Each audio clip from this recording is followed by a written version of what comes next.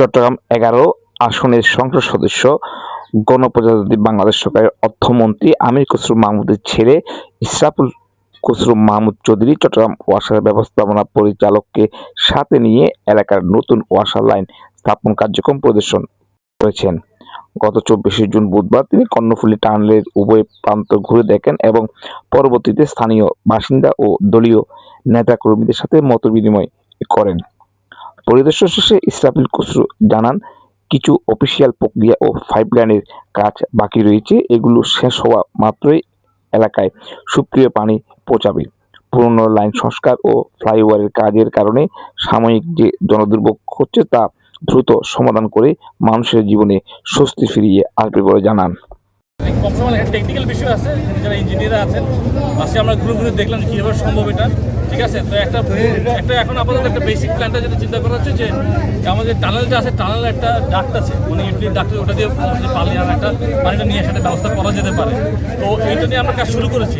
কোনো কিছু স্পেসিফিক বলা খুব ডিফিকাল্ট, বাট মোটামুটি যা বুঝতে পারছি যে এই সব পানির সমস্যা দুটো ওয়ার্ডে সমাধান করতে বেশি সময় লাগবে না, কিন্তু আমরা কাজটা শুরু করে দিয়েছি।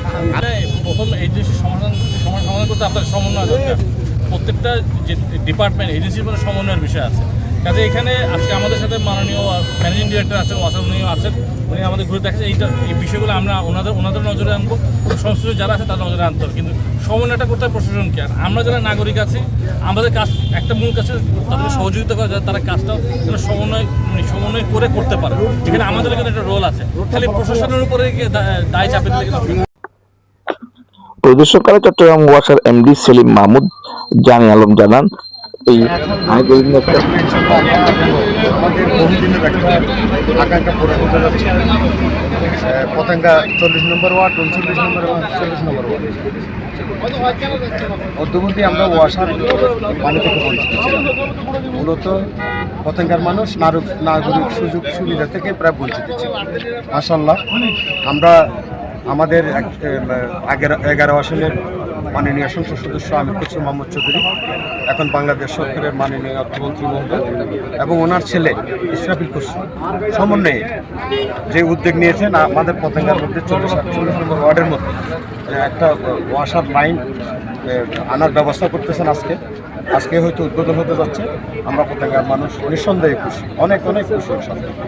এরপর আমাদের থাকবে প্রাণের দাবি, সেটা হচ্ছে পতেঙ্গার মধ্যে একটা হাসপাতাল, 1100-1200 শয্যা বিশিষ্ট একটা আধুনিক মানের একটা হাসপাতাল আমাদের দাবি ছিল।